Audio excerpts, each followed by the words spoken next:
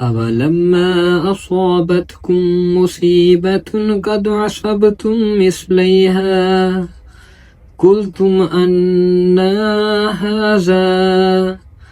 قل هو من عند أنفسكم إن الله على كل شيء قدير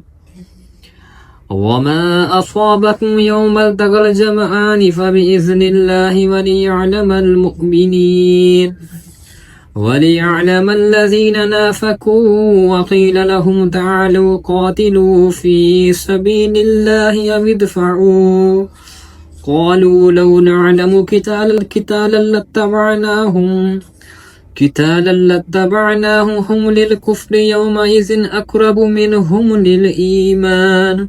يقولون بأفواههم ما ليس في قلوبهم والله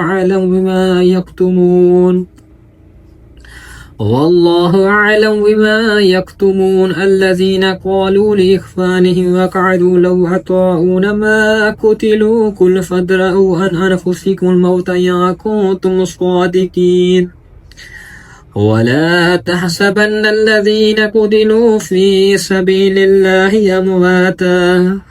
بل أحياء عند ربهم يرزقون فرحين بما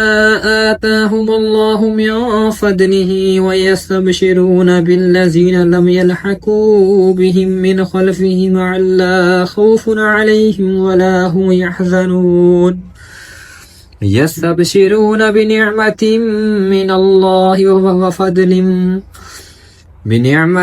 الله وفضل وأن الله لا يضيع أجر المؤمنين